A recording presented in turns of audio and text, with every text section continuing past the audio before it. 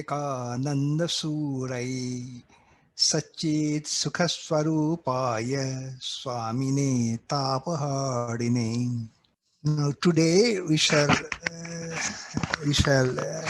deal with one of the most memorable, most glorious chapter of Swamiji's life itself. His public life was of a duration of 9 years. All of you know that. In these 9 years, the 9 weeks are most memorable. He was first at Camp Percy in the foothills of the White Mountains. From there, almost 200 miles away, he was next at Thousand Island Park, especially in Wellesley Island, where the cottage, which is now owned by our order, is situated, and where he stayed and taught. Now, I say that these are the most glorious because Swamiji was at his highest in these two places. At Camp Percy, he was not teaching, he just stayed, and since he had no lectures to give, and since the place is totally cut off from civilization and was by the side of a lake, he went there at the invitation of Mr. Leggett, the would-be brother-in-law of Miss MacLeod. Now, the event was his betrothal with the sister of Miss MacLeod. They would be married in Paris a few months later. And that was the occasion. They invited Swami Vivekananda, and Swami Vivekananda was there. Since Swami Vivekananda had no engagement, he went very deep within himself in this place, because away from the civilization, a picturesque place by the side of a lake, and his food and everything is being taken care of. So there he was at his highest. It is said that one morning, according to the reminiscence of Miss MacLeod, she said that one morning she saw Swamiji coming out of his room with a Bhagavad Gita in his hand, and he said that, say Joe, say I am going there near the pine tree and prepare a breakfast which should be sumptuous. Saying this, he walked to that place. Half an hour later, Miss MacLeod went to search for Swamiji. I suppose by that time breakfast was ready, and he found him sitting motionless. Then she discovered also that there was no breathing. So she was afraid that Swamiji is dead. So she did not cry. She came back to the house and announced to the group of 4 people who were there that Swami Vivekananda has left us. So all of them went to this place, and the sister of Miss MacLeod began to cry. They saw that the front side of his robe was wet with tears, and apparently he was dead. So Mr. Leggett looked at him and said that he is in a trance and I shall shake him out of it. Miss MacLeod said, never do that. So they all waited around him, and After some 5 minutes, his eyes were half open. The eyes began to open fully, and there was signs of breathing. And then, after a small duration, he looked around and saw all of them. And so Swamiji said that I am sorry that I have disturbed you in this way. I have this kind of consciousness. In fact, he went into a very deep samadhi. See, later, Swamiji used to have samadhi many times. In Thousand Island Park also, he would have samadhi. But this samadhi was very special because years later, he told his disciple Sharachandra Chakravarti about what happened at Dakshineshwar due to the touch of Sri Ramakrishna. He had this experience that the whole world is whirling and it is dissolving in Akasha, the sky. Then even the Akasha vanished, and he discovered that his ego is also being pounded. Then he took fright, etc. And then you know that Sri Ramakrishna put his hand on his chest, saying that we need not be in a hurry. All these experiences will come.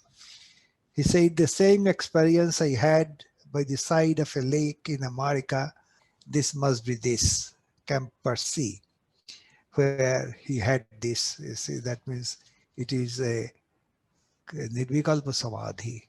So, you see, he was there 12 days.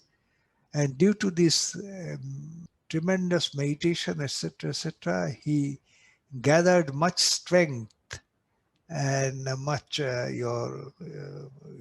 this poise did him some good physically and mentally. And he was prepared for his work in Thousand Island Park.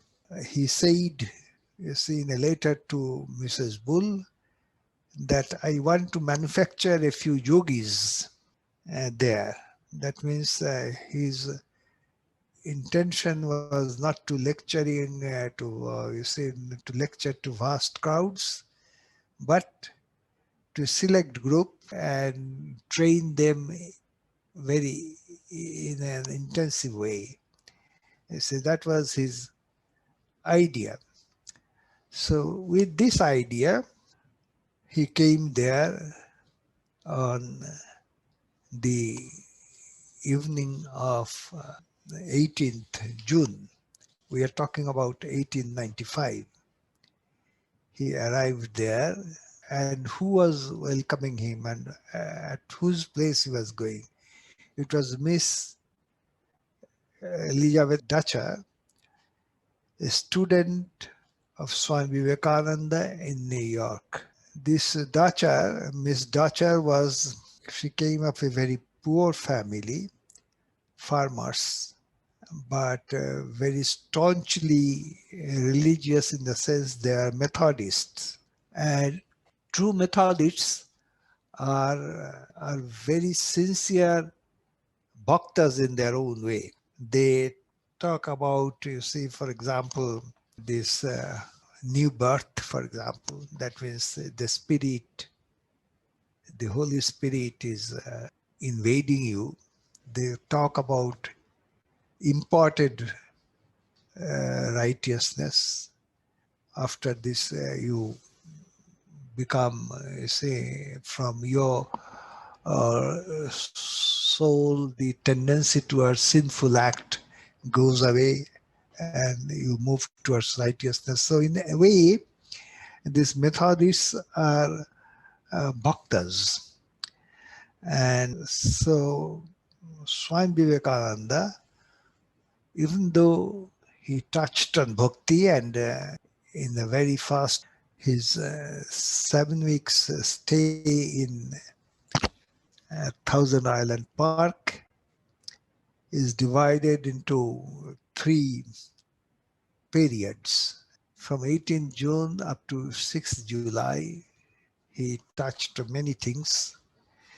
Say, among them, there is also this Naradiya Bhakti Sutra, which he finished in one session. When I say session, it means his morning class after breakfast. He used to talk informally also in the evening, but these notes have not been kept. So much of it is lost. He also used to teach when walking outside the cottage in that village. Say you sit on the grass and say begin to talk. Say a butterfly, a bird, anything may trigger off. He would recite something from Sanskrit books, from poems, etc., etc., and the talk would begin. It was like that, but much of that is lost to us. But whatever we have, we must be thankful to Miss Waldo, who was a distant relative of Ralph Waldo Emerson, the great transcendentalist. And he was a student of Emerson's in the sense that he used to read his works, and he was also a member of the Brooklyn Ethical Society Association, where Swami Vivekananda gave lectures. Now, he was present in the lecture before a very learned gathering there on 30th December of 1894. And then he was overwhelmed with the power of his speech, and she came to New York also to listen to his talks. So this Miss Waldo was there. She was taking notes, and since she was writing in longhand, we can imagine that almost each consecutive sentence was lost. But whatever is there, it is very precious. And Swamiji himself heard her read these things to the latecomers in that house of Miss Dacha. And Swamiji commended it, that you have grasped my ideas so nicely, he said. So that means we can rely on the notes which are known now as inspired talks. But you should remember that much is lost. Anyhow, we can have the feel of the whole thing, that what he was talking about and in what manner he was talking, and where and which things he accented. You see, all these things can you have from Miss Waldo's notes or inspired talks. Now, this is one thing, and this cottage where Miss Dacha with a little your savings from her hard-earned money, she prepared this cottage. And when Swamiji agreed to come to Thousand Island Park towards the end of April that year, in that 7 weeks time, he had a whole annex of 3-story building to it prepared already, and he allotted this annex of 3-story building. In each story there were 9 feet by 15 feet rooms, and Swamiji's room was reserved for the topmost floor. And he had also an access to the upper veranda of the cottage from his room.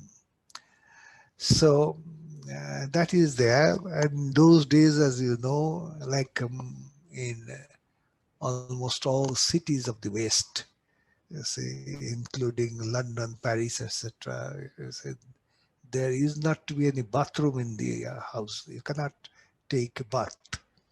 You see.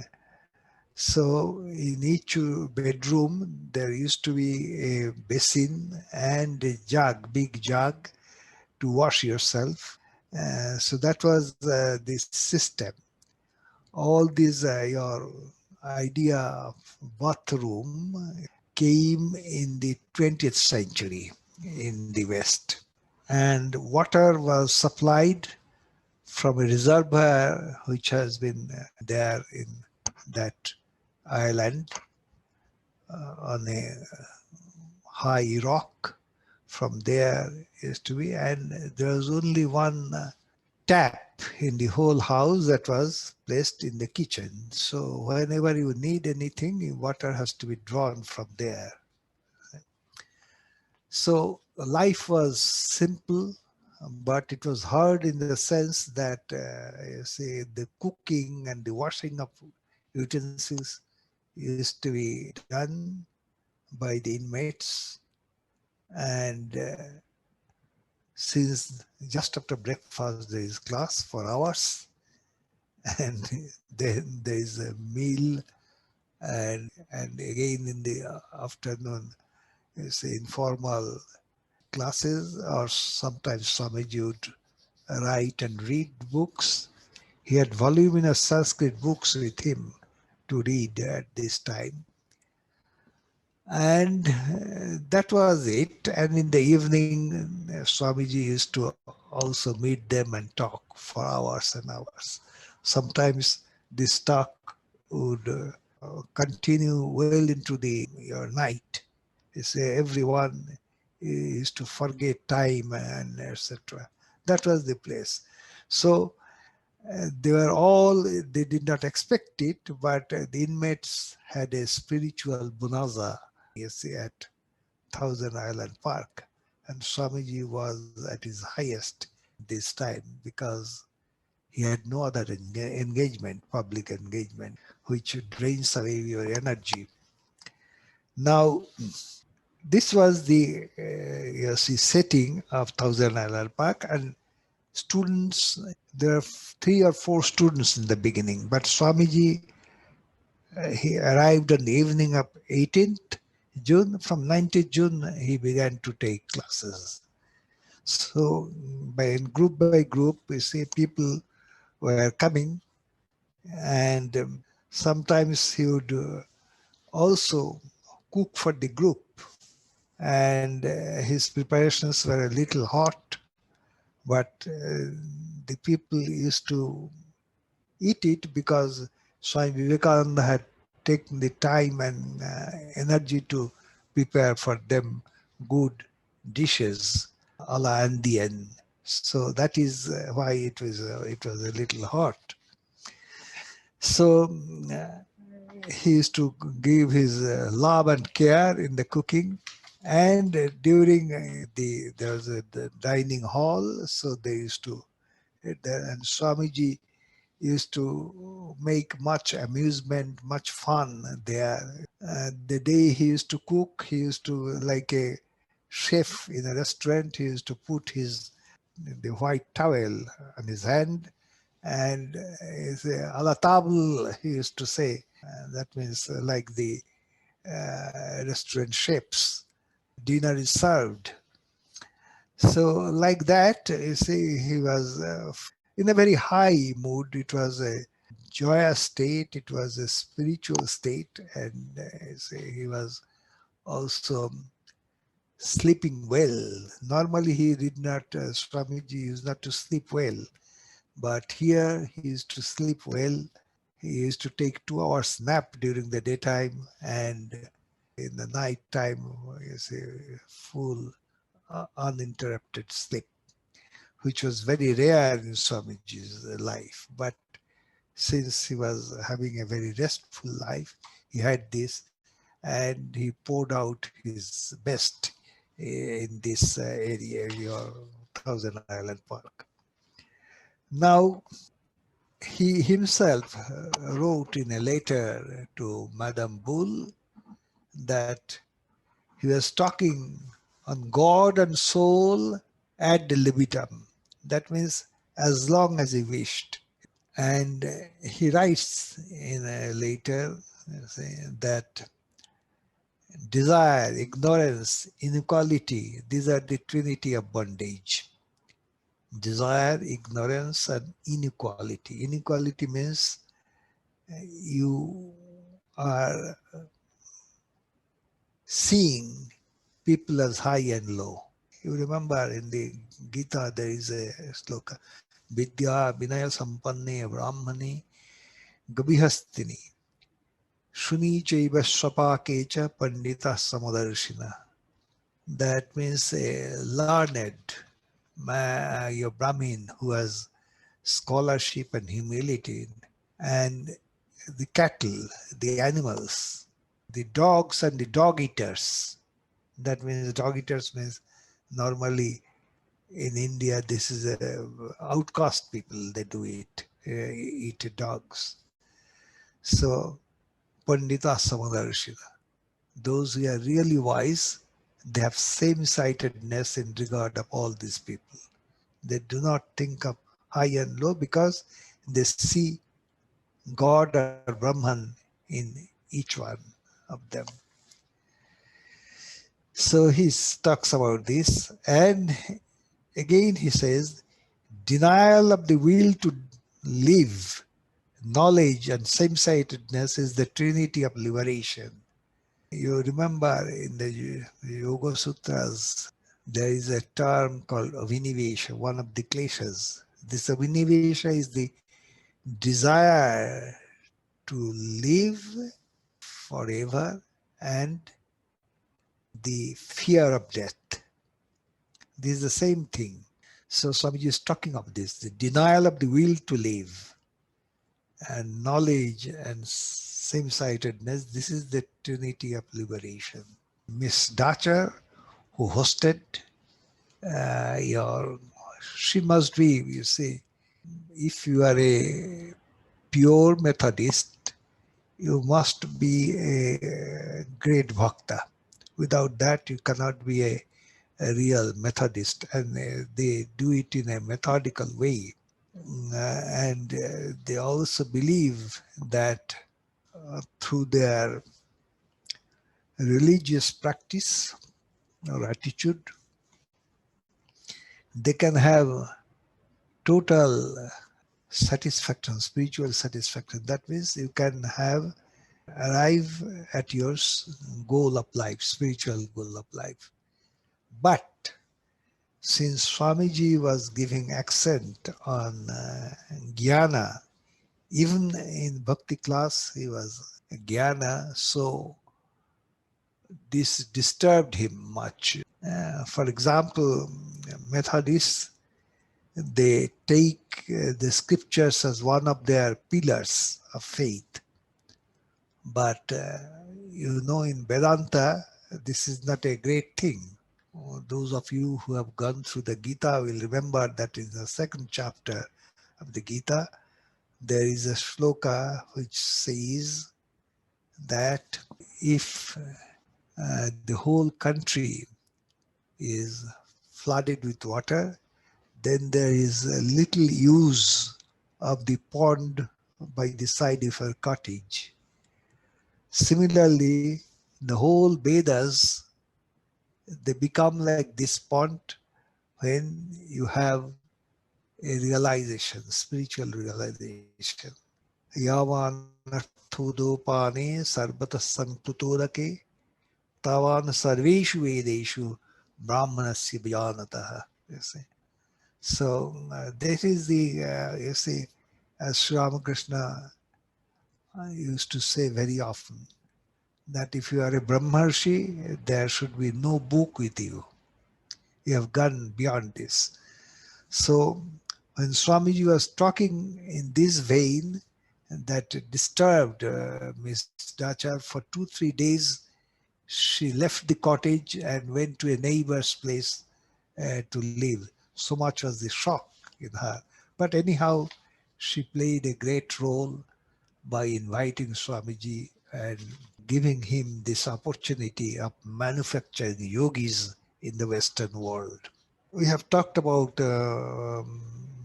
Miss Sarah Waldo.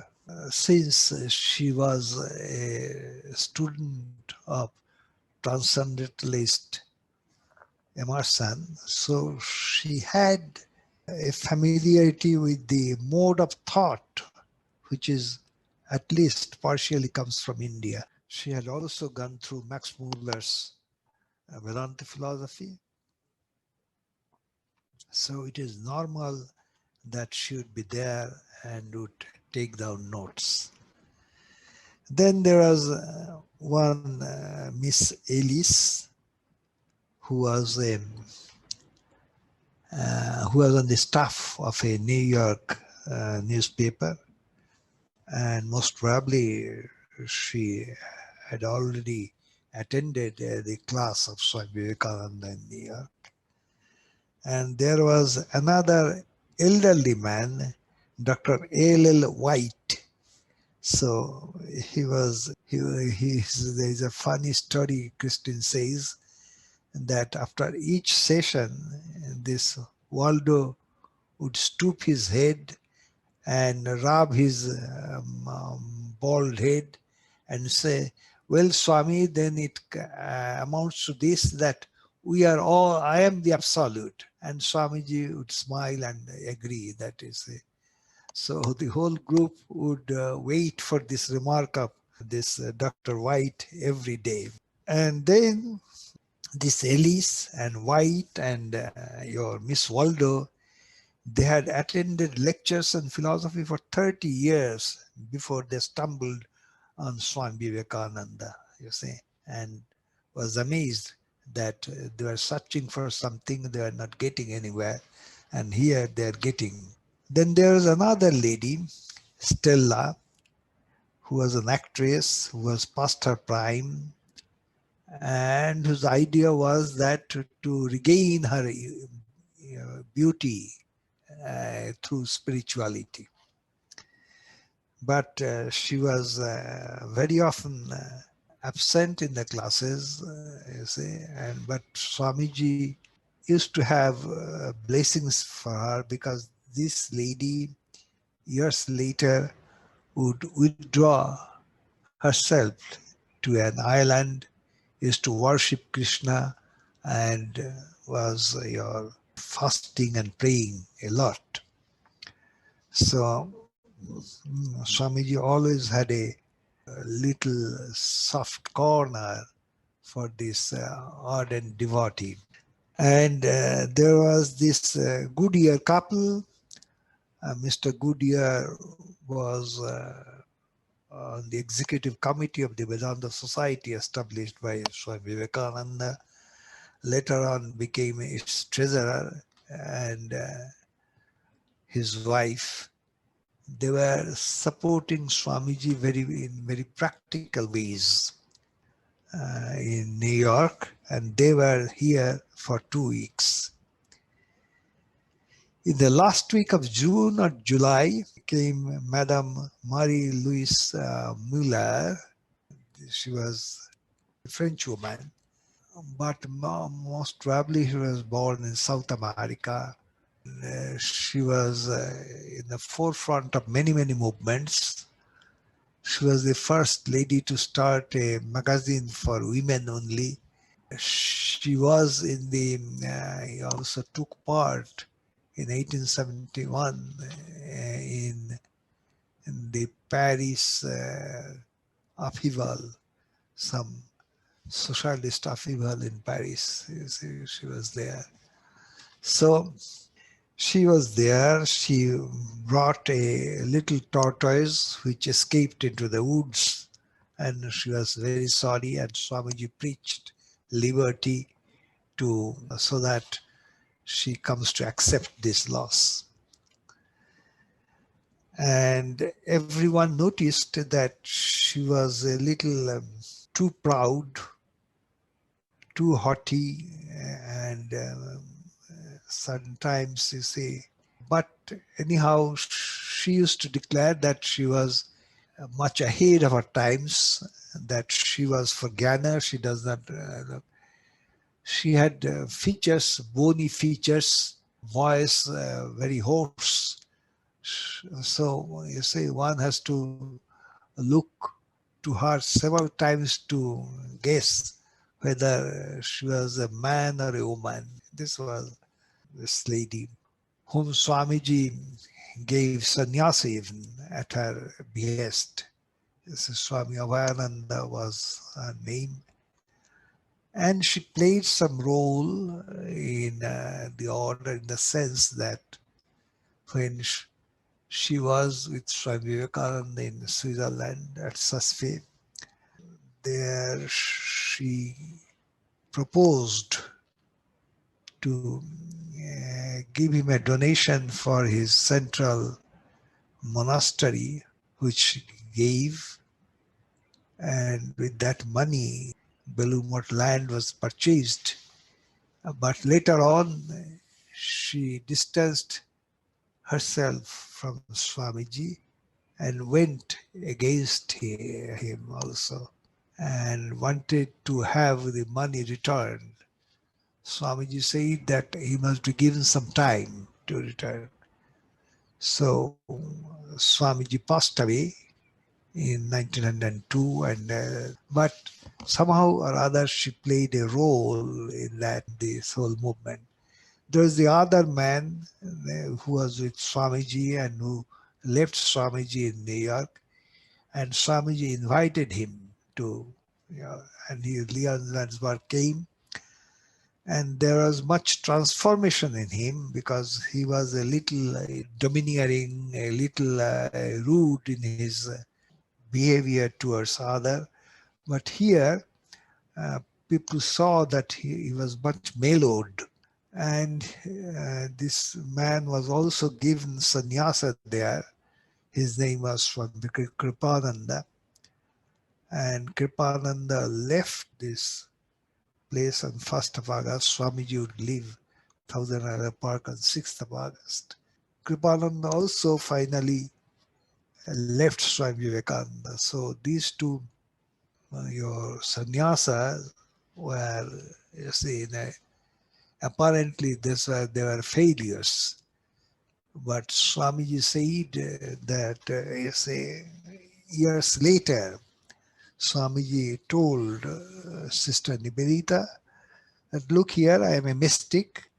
So whenever there is an earnestness in someone, I give him sannyasa, whether they continue it or not, I do not care. We have seen also in Belur Math, once he was going to initiate 4 young men, and his brother disciples asked him not to give sannyasa to one of them. They said that he was not fit. But Swamiji said that I have decided to give him sannyasa, so please do not, make any objection regarding this. Swamiji was very liberal in this way, you see. He used to want to give everyone a little chance. So then on July 19, very late during the, Swamiji would remain there another, because he would leave on 6th August in the evening, he would leave. So they came late, but they came in a dramatic way. There was heavy rains and it was night. They walked for several hundred miles. They walked and reached there in the night and in the rain. So Miss Dachar allowed them to get in and called Swamiji. And Swamiji came down and they said that we have come to you as we would have come to Jesus if he were alive today on earth, and ask him to teach us. Swamiji was moved, and Swamiji said that if I have, only the power of Jesus to set you free immediately. Anyhow, Swamiji invited their disheveled, they were in rain, and someone is tired, and they are. Swamiji said that you come to the group upwards, and from next day, instead of putting them in a hotel, the group insisted that they should be, say, members of the household at Miss Dacher's place. So they were amazed, you see. These two ladies, one was Mrs. Funke, another was Miss Christina Grünsteidl, who'd received Brahmacharya from Swamiji at Thousand Island Park, and four other people also received Brahmacharya. Who are they? We do not know as yet. But so Swamiji was in a very high mood, and he was doing all these things there. Now, towards the end of July, we shall talk about these inspired talks, you see, but on the 30th of July, he wrote in a mood of inspiration a poem which is known as the Song of the Sannyasin. And Debashri, yes, so I am coming to your question regarding this, your at least some of the points, you see. You say that you did not understand the strike of the fetters. Strike of the fetters, bonds that bind the down of shining gold, a darker, baser ore, love, hate, good, bad, and all the dual throng. No slave is a slave, caressed or whipped, not free. So now, what are these fetters? Fetters, you see, the Sanskrit word is pasha. Pasha, and in your Tantra books, they talk about 8 pashas, 8 your bondage. Pasha means bondage. You are bound with the fetter. So what are they? They talk about grana, that means a hate. It is not only hating a being, a person, it is also hating something hateful. For example, if there is an excreta of an animal, you hate it. But Tantra books say that you must get over this idea to have liberation. So you remember that the mother of Swami Premananda, she was being a widow, and that to a Vaishnava, she had tremendous mania for purity. And Sri Ramakrishna noticed it and told her that you must get beyond this, otherwise there will be no spiritual progress. So she asked her to take the mud from the place where people urinate and put a tilaka on the forehead with that. This practice. You can remember is that during the Tantra sadhana, certain times food used to be cooked in the skull of either a human being or an animal, and Sri Ramakrishna used to eat it without any grina. Being he's born in a Brahmin family, you have the purity mania. So this is this. The next pasha is lajja. Lajja means you are ashamed. Ashamed. Sri Ramakrishna certain times would say this boys who had spiritual aspiration, can you take off your clothes and put them round your head and go round the Kali temple in view of, you see, most of them, they said, I can do it in front of you, but I cannot do that outside. So this is to go beyond the lajja. Then there is the bhaya, fear. The greatest fear, of course, is the fear of death, fear of life. Then they talk about this Shanka in the sense of Sandeha, doubt. Mm. You must say, if you are spiritually, if you want to become spiritually powerful, you should go beyond doubts, you say, regarding the spiritual truths. Jugupsha is the tendency to hide something.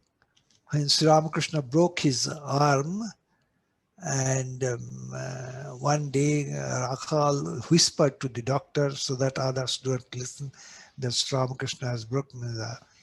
He noticed this, so he, you see, shouted, "Hello, Dr. Madhu, come here." You see, my arm is broken.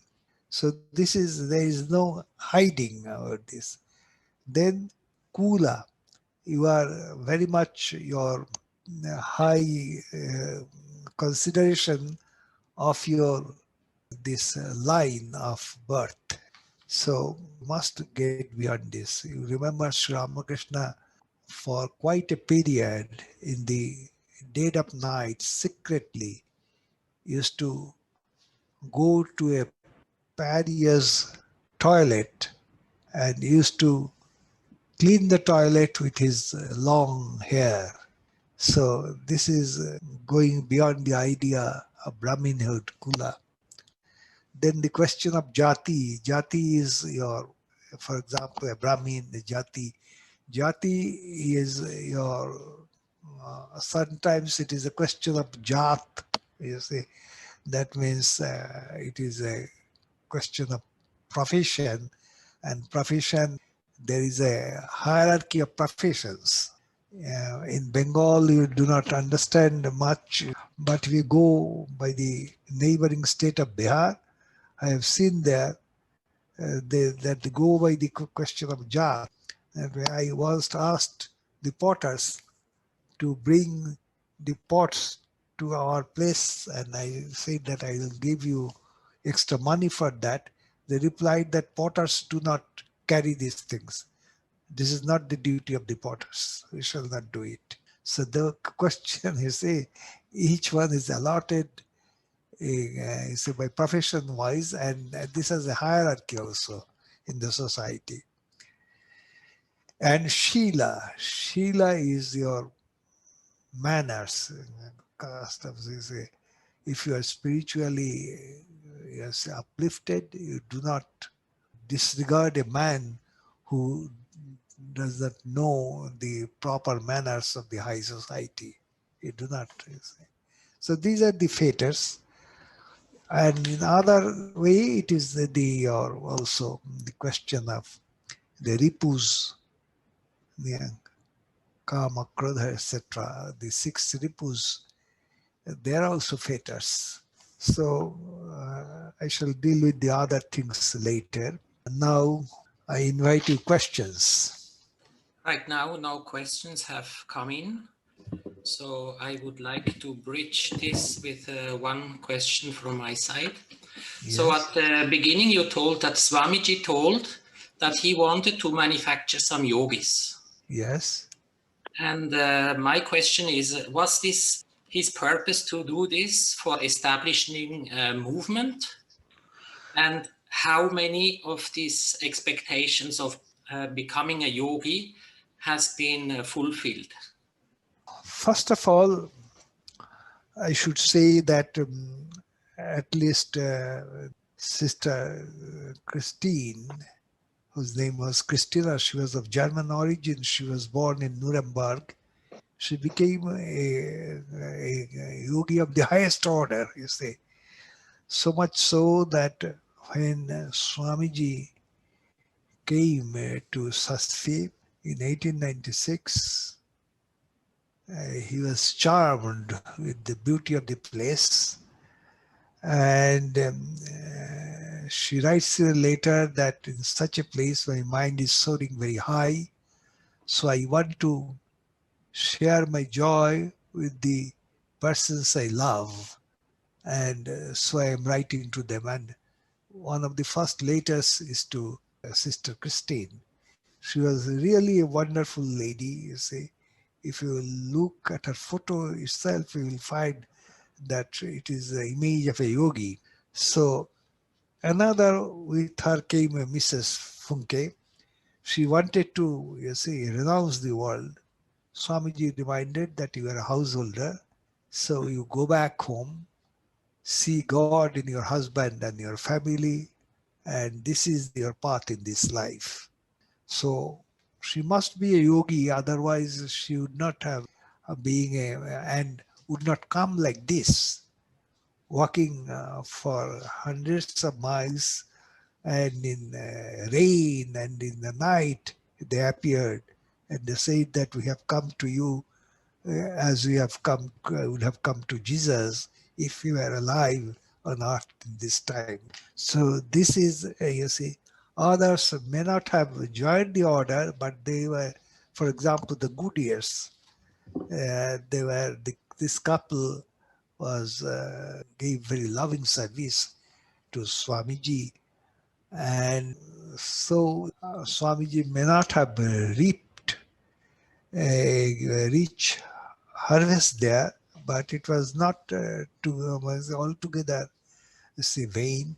He created this thing, and the most important thing is that he left a message there, which is for eternity, which is his message to the West, very bold message at your Thousand Island Park. Any other question? So after Swamiji left United States, Yeah. was there somebody who took his place, who could continue Vedanta teaching from his disciples? Not really like that, but what happened that Swamiji himself brought three Swamis to the West, say to USA. One was Swami Sardananda, another was Avedananda, to whom he gave the charge of New York, and later on he would bring Turiyananda. When Turiyananda left USA, Swamiji nominated your Tigunitatanda, the another disciple of Sri Ramakrishna, to his place, but it took a few months before he would arrive in USA. But in all these places, there were certain people with yogic tendency who helped the Swamis to carry on their work. So right now, no questions. Yes. So if you agree, we could continue with the topics of meditation. Yes, so you see, the first thing will be this, the whole scenery of Swamiji's Nirvikalpa Samadhi at Kampasi by the side of a lake and in a totally uninhabited place. That was the first thing we should think about, you see, as a subject of meditation.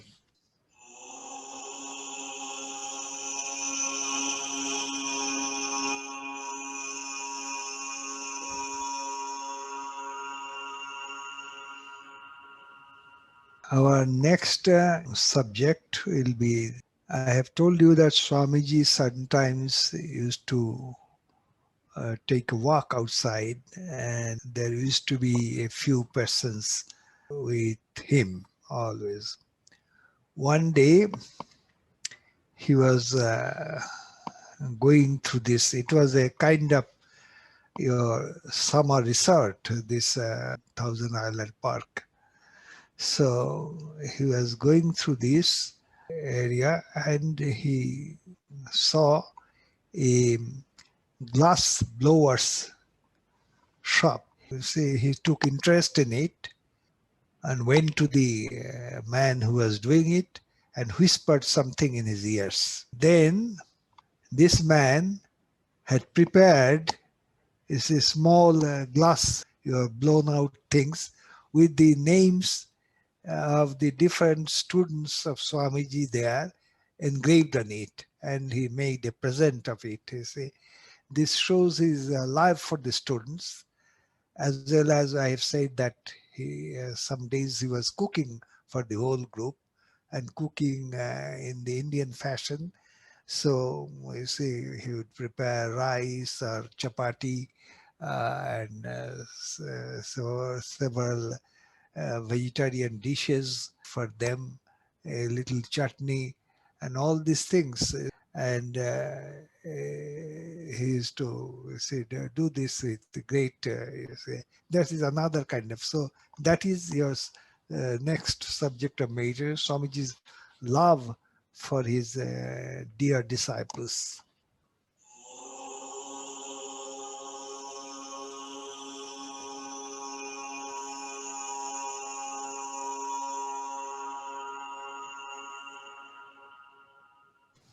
I am reading to you a passage. Our next meditation will be a reflection on it. The sea calm is the absolute. The same sea in waves is Divine Mother. She is time, space, and causation. God is Mother and has two natures, the conditioned and the unconditioned. As the former, she is God, nature, and soul. As the latter, she is unknown and unknowable.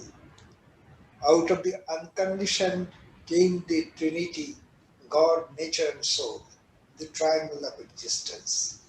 Now, this you see, this is a kind of reflection, which is also a kind of meditation.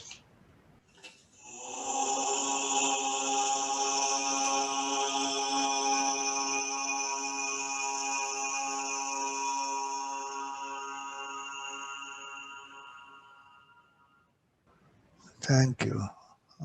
Okay. Thank you, Swamiji. Thank you. No mention. Pranam, Swamiji. Okay.